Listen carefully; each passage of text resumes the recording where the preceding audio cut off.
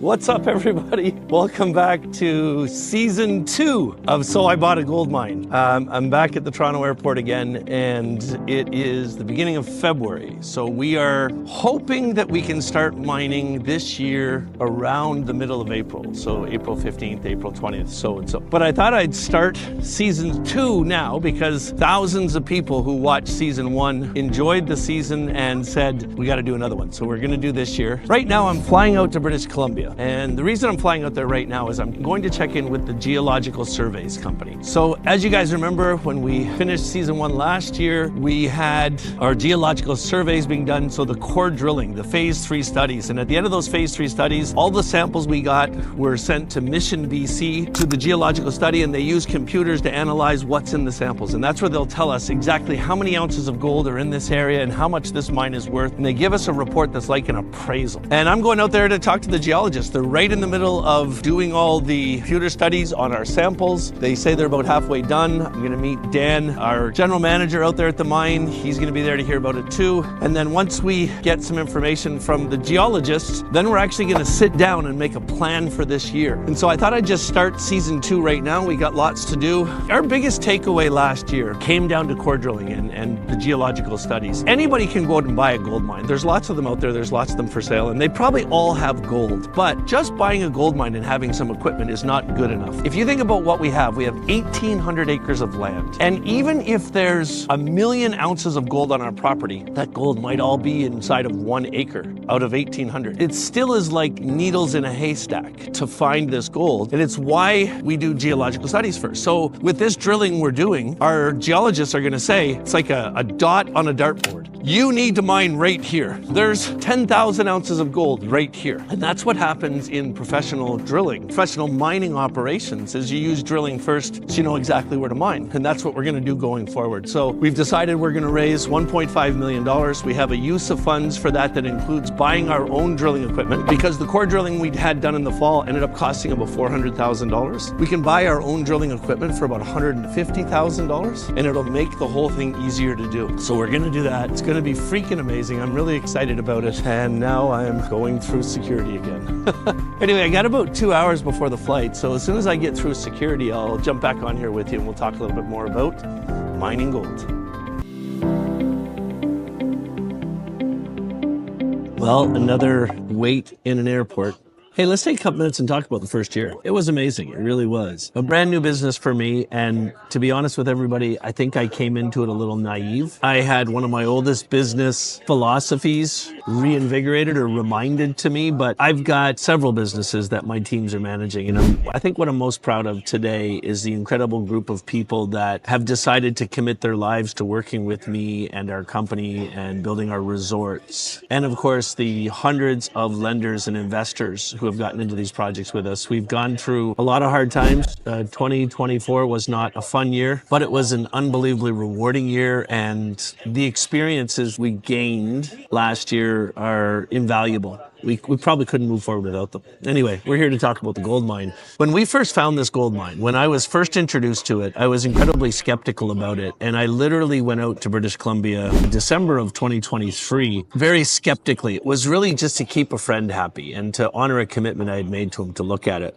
But then when I went out there, I vowed that I would always keep my eyes wide open and evaluate every business on its merits. And so when I was out there looking at it, what the seller did right of everything that he did was he made sure that he had proof of how much gold was in the ground there. So he had phase 2 studies done. And if you remember, we talked about it a lot in the video series last year. Any major mining corporation, they're going to do 3 phases of studies, geological studies. And this is how you find out where the gold is, how much is there. First phase is basically topographical studies where they measure the ground and where the rolls in the ground are. And they can pretty well tell where the old ancient rivers are, because all this gold is old in an old ancient rivers. Phase 2 is when they use seismic equipment and they figure out how deep the gold is in the ground. ground and where the bedrock is, because all the gold is basically on top of the bedrock. Well, all the gold isn't there, but in placer mining, we're looking for the gold that's on top of the bedrock. In blast mining and other types of mining, they actually dig up the rock and melt it and recover the gold, which there's even more of it there, but it's just not what we do. We're doing placer mining, or some people call it placer mining. But in phase 2, they tell you how deep it is, and they can also show you, because of the seismic equipment,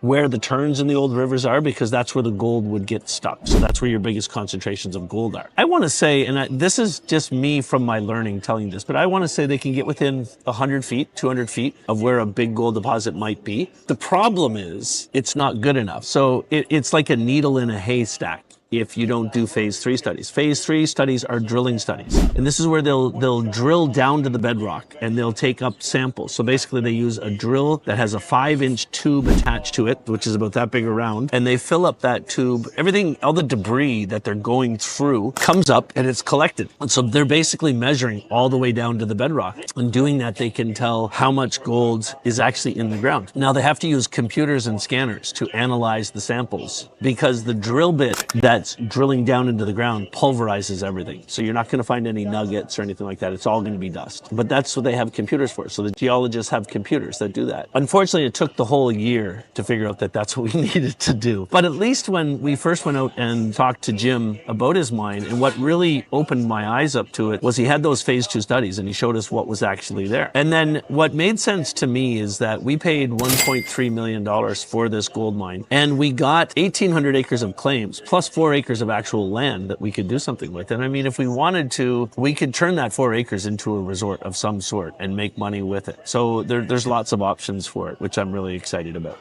Everything seems to be going well. So anyway, we went through the year. We put together an agreement to purchase the land that was designed in a way that would allow us to start mining first, and we would close at the end of July. Now, in order to start mining, we realized that the equipment that we bought with the mine, most of it was garbage. It was old, it was tired, it was ready to go to pasture. So we had to start investing heavily before we closed, which means we were going to close on the project. The initial thought process was, if we started mining right away and we used his equipment, we kept our expenses low, then we could actually determine if there was actually gold there before we put a lot of money into it. We could walk away from the project before the closing date. That was the original plan, but we were satisfied early enough on that we needed to start investing money if we were going to have any chance at all. So we bought a whole bunch of new equipment last year. And unfortunately, the biggest thing I learned in mining that isn't really that different than any other business is things you do are going to take 10 times longer than what you actually believe they're going to take. So you'd think too, if we went out and we bought a loader, a big massive loader, which is basically a big shovel, then if we go out and buy it in a day, we should be able to get it there the next week. Well, it would normally take a month or more to get this thing moved there. We bought an excavator down on the lower mainland in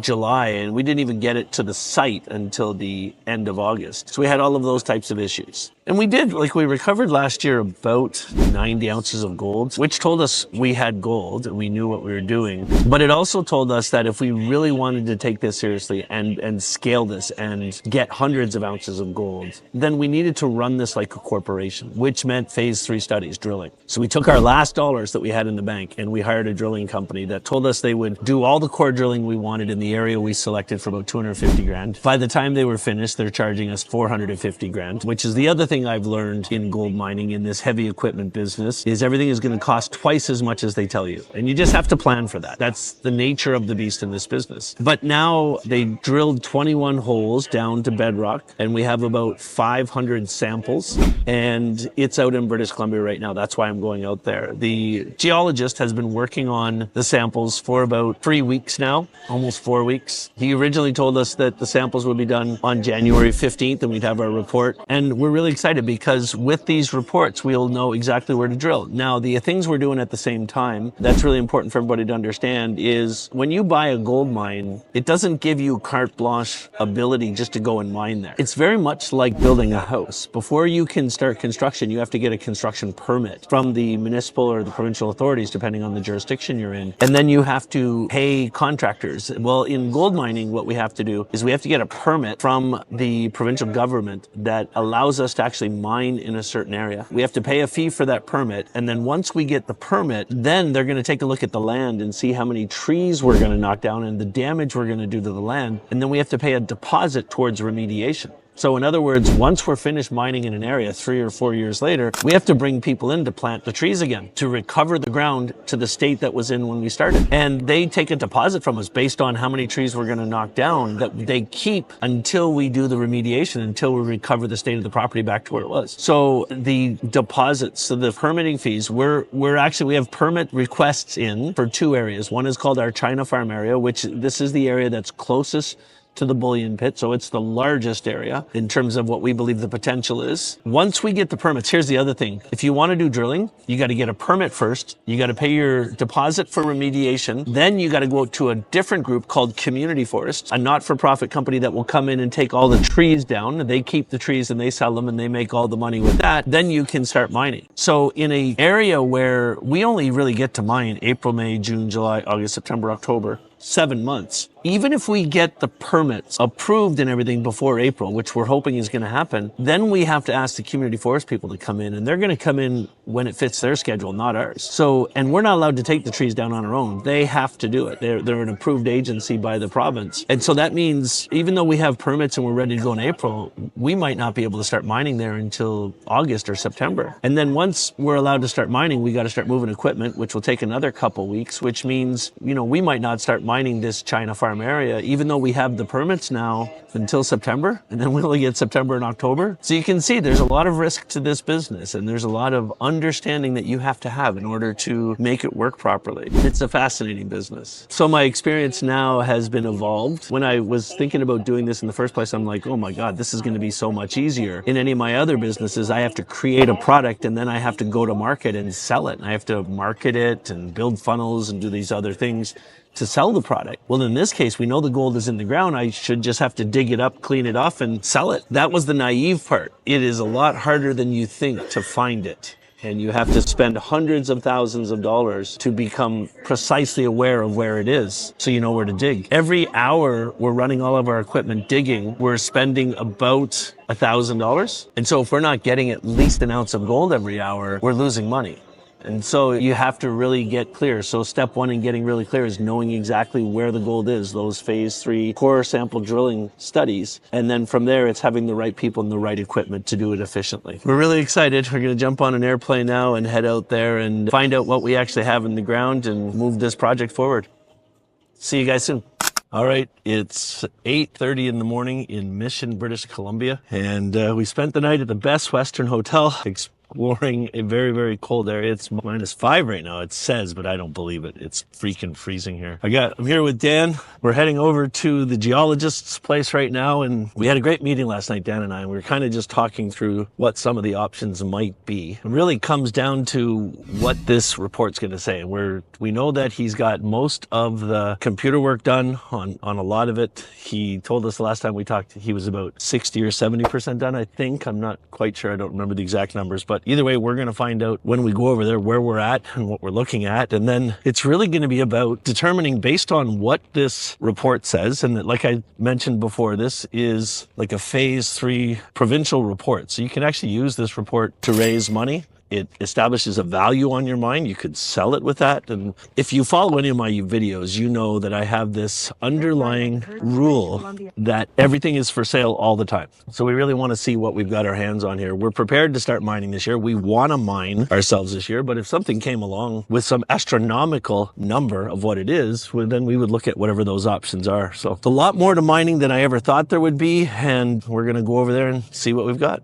All right, friends, we're here. We are right now at Nick Gust's operation. Nick Gust is our mining consultant. He's a geophysicist, and he's the guy I've been talking about all along that is doing these studies for us. And as I've mentioned to you many times, with this specific area of our mines, we've actually gone through 3 phases of studies. Phase 1, phase 2, and phase 3. Phase 1 was really where he gets the lay of the land in the most general sense. Phase 2 is where we start looking down into the ground and figure out where bedrock is and where all the twists and turns are. And then phase 3 we did in October and November, actually September and October, November, where we drilled on the property right down to the bedrock. And what we're doing here now is analyzing every one of the samples that was taken. And I'm going to spin you around here and we're going to introduce you to Nick. Say hi, Nick. How's it going?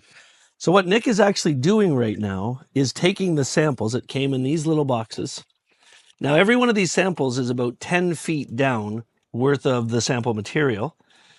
and he's panning it down. Well, actually, you tell them exactly what you're doing there, Nick. Well, this is kind of a weird one. This one's got a bunch of clay in it. But yeah, so came from one of these sample jars from the field. Yep. So they took 10-foot sections from the drill. They concentrated on site with a high banker. So that was about 5 or 6 5-gallon pails, which came concentrated down to a small container like this. So that represents 10 feet in the ground. So we're taking that concentrate from the field and refining it further so that we can do tests on it.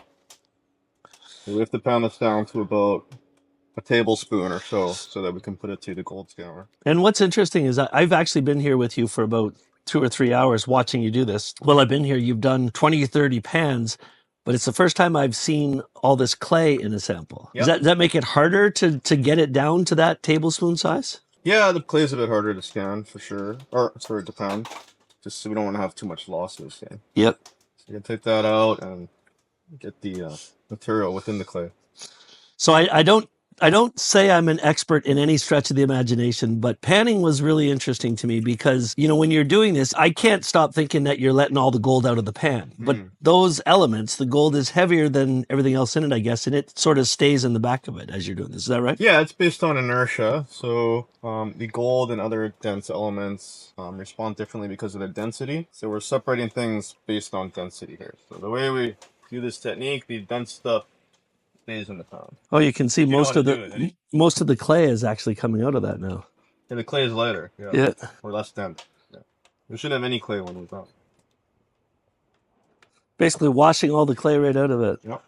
The clay is no good for anything. The bane of the miner. So we got a little bit of non-clay material here.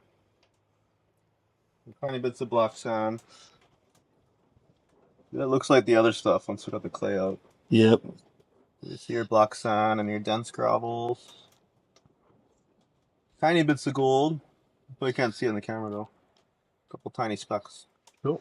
On the tray. So now that we've got it down to this fine tablespoon size, what are we doing now? We're gonna put that on the tray for the scanner. So this will go through an optical scan, basically a document scanner. There's a specially made tray just for that, so that we can put our wet samples on the scanner. So we have to spread it out so that it can take a good picture of it. The picture's 2-dimensional, so we're going to make sure the gold's not covered up by other particles. Otherwise they can't see it. And then spread it out nice like that. Nicely spread. Well, once we're ready there, we'll put it on the scanner. Go ahead. Okay, we're going to put this onto the scanner. So this is a specific scanner that is actually going to take a picture of this one-dimensional layout of all of the material and analyze it at the same time. Yeah, I mean, there's nothing special about the scanner itself. It's just a regular Epson scanner. So we have it in this apparatus that allows us to do the sampling. So what it's going to do is take a high-resolution photo, just like scanning a document or a photo or whatever, and that'll go into the computer algorithm, and that's where like the real magic happens. Got it. But this scanner is set up such that it's a consistent size every time. So the algorithm knows how many pixels relate to, you know, size in real life. So it can actually calculate the surface area of the gold particles. Very cool. So then the next part after that is just to start the process. Yep. And we're just going to hit start. Now it's going to start scanning it and analyzing it. Now, I wasn't sure if we were actually going to get to see this part of the process, but what you're seeing now, every one of these little containers that we're looking at here, I'll just show you them. These are the little containers that came from all of the core drilling we did last fall that you guys saw. Every one of these little packages represents about 10 feet through that 5-inch tube of material that was brought up. And then they take that and they refine all the material down to this much. And then Nick takes it here in his lab and refines it down to that tablespoon size container. All right, so let's look at this here. So what is this telling me now? It says 18.33. I think that's a 9. It's 19. 19.33. What is that? Milligrams? That's milligrams of gold in the sample, yeah. So that's showing you just 19.33 milligrams. We're measuring the gold per volume. So the part we did in the field where we measured all the pails that came out of the drill, that tells us the volume. Yep. And essentially what we're doing now is we're just going to record all this, put it into a folder so we can finish processing all this material, finish that, and then you can prepare the report based on the information that's accumulated in the folder. Yeah, exactly. So this is an intermediate step in the process. So here we're directly measuring the gold in the sample. So in the field, we've measured the volume of the sample. So later on, we'll put that together, and then we'll have a report showing how much gold per volume, how many grams per yard there. And that's the part we're excited about. Of course. Hey, welcome back, everybody. It's still here. I'm still in British Columbia. I am super, super excited about what we discovered. So Dan, Buckland, and I spent the last 3 days with Nick Goss at his lab, which you can see in the tent. I mean, it's geological studies, so that's what it is. Hey, before I forget, if there's anybody that's watching this video or is watching our series that is looking for geological support for their mining operations, I'm going to put Nick's information in the notes of this show so you can give him a call. I 100% endorse him. Now, I will tell you, he's incredibly busy. He's very reasonably priced as well. He's incredibly busy, so you've got to stay on him. You work with him. He's unbelievable what he can do. And if you're doing any type of work, and even if you're doing hobby mining, it's going to shorten the learning curve. It's also going to make you more money if you know exactly where to open and pull. That's what we're going to talk about in the show. So when we got there, we thought he was further along than us. Unfortunately, he had only processed about 5% of the samples. So that meant we spent about 90%. We got to about 70% to reprocessed Dan, Nick, and I about, I want to say 90 to 100 samples. Now, what was really cool about what we saw there is that every one of the samples is labeled according to the hole and the depth. And we saw, I'm going to walk you through what I'm most excited about, the discoveries that we made while we were doing this. We know exactly what our plan of attack is, and it's really exciting. And I'll explain it to you. So there were basically 15 holes that we paid to have done. And that the drilling part was probably the most expensive part of this. It would have $500,000. The drilling was so expensive, in fact, that we decided we're going to buy our own drilling for $150 and do it ourselves to save money. But what we found was at 80 feet down, the gold is about, I want to say, an ounce of gold for every 10 yards of material. It's incredibly rich, and it's through a whole area of the mine we can even tell you about. And the great thing is there's several areas that all the way up to the top of the surface. So there's a sample every 10 feet. There's really good quality gold. In fact, from hole number 3 to hole number 6, at the surface, there's an ounce for every 100 yards, which is pretty well the industry standard. And as you get down at 20 feet, it stays the same. At 30 feet down, it goes to an ounce for every 0.75.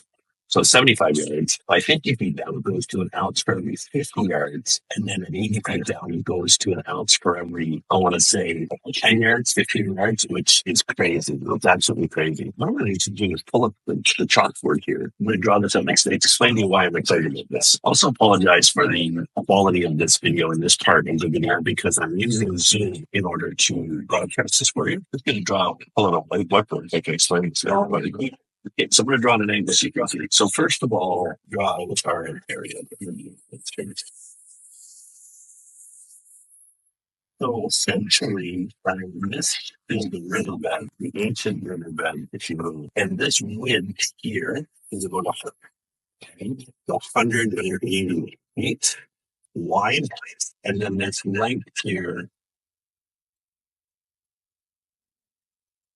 Now, in our phase 1 and phase 2 studies, the geologist told us that the bedrock right down the center is about 250 feet down. So what he suggested we do, we bring in the drillers and he set out a grid for us of where he thought this place would drill to be. And this is what he said. He said 1, 2, 3, 4, 5, 6, 7, 8, 9, 10, 11, 12, 13, 14, 15. Now, to give you guys a perspective on where this sits on the property, this is our current mining site down here. So all the videos from year 1 with the trommel set up and where we were processing the material, the pond is right here. Trommel would have been right about here. So you can get that perspective. The other thing I want you to, let me just draw this on one different. If you were looking on a kind of like what that term is, but from the side, this is where we were mining last year. And this all goes up a hill.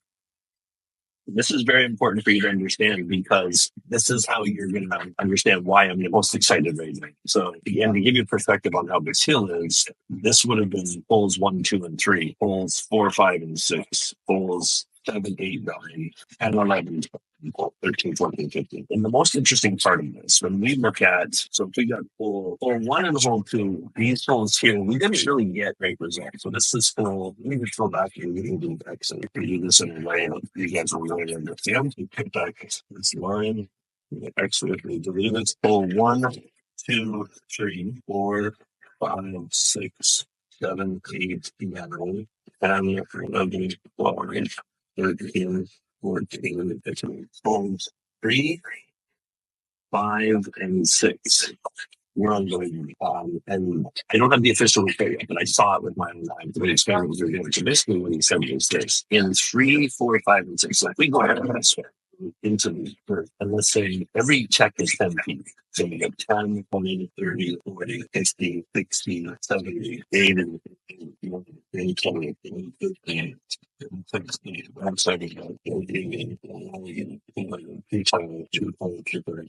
so friend, that's how deep it is, 240 feet deep, but in holes 3, 5, and 6. Now, I did not get a chance to see what happened here, but what we noticed was the magic is 80 feet. At 80 feet now, it's right through to number 9.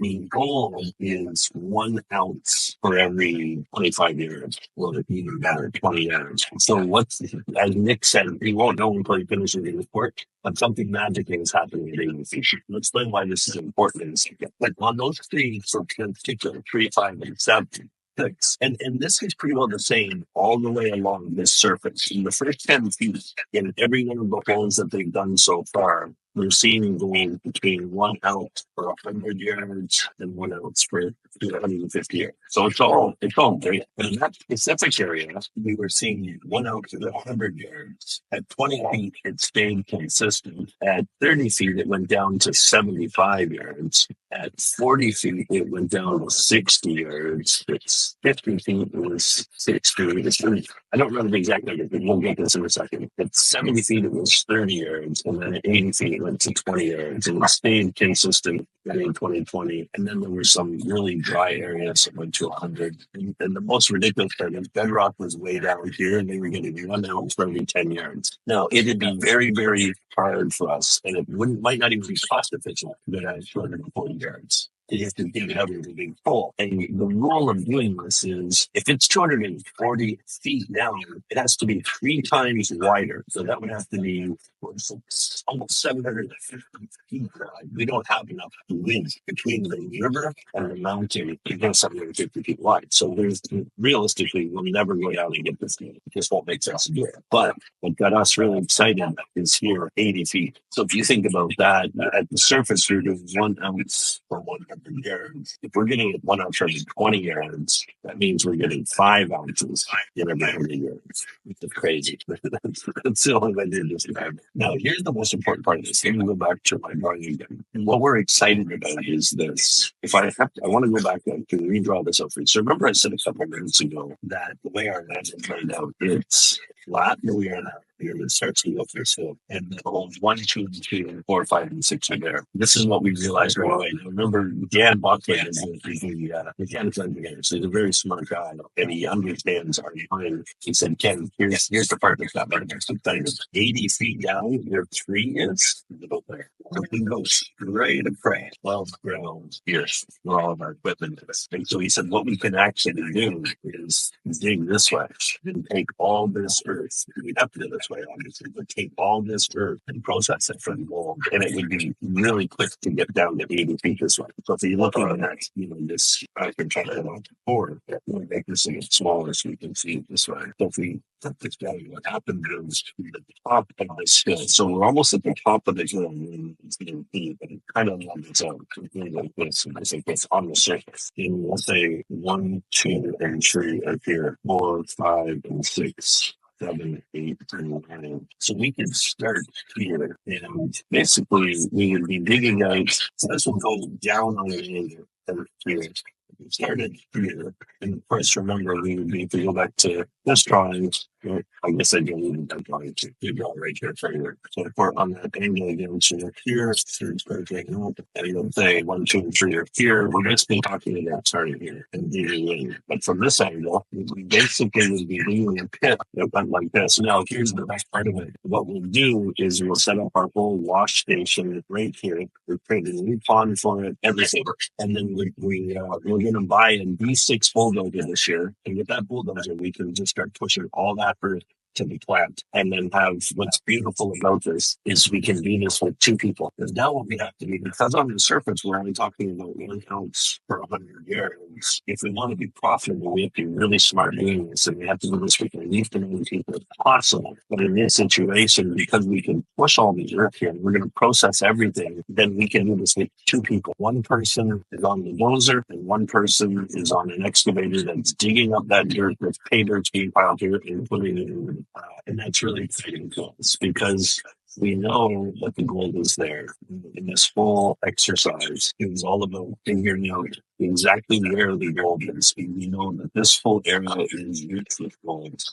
And it means, and the other thing is we have some heavier equipment. So what we're going to do is we have a massive trommel that we're going to use this year. And that massive trommel can be 300 yards an hour. So if on the surface we're getting 1 ounce for 100 yards, that means we can get 3 ounces an hour doing this technique. We get 3 ounces an hour, we do a 14-hour day, that can be 30 ounces. And that's what's got me excited. Now, we won't get the geological studies report, phase 3 report, for probably another 3 weeks. So when we get that report, I'll do another video and share it with you, because that report could come back and say there's 1 trillion ounces of gold here. And that's going to really be the final determination of what we do. Even if we get such an amazing report that we decide to sell the mine, we're still going to proceed with this plan and sell the mine to you. And that's what I'm really excited about. But last year, you guys will know that through this whole season, we were just getting started and we were just learning as we were going. Now with a real plan in place, we're going to get into the mine and we're going to say, we're just going to follow this plan. We're going to go down to 80 feet. We're going to find 1 ounce of gold for every 20 yards. And we know this because of that phase 3. And like always, friends, if you have any questions about what I'm doing,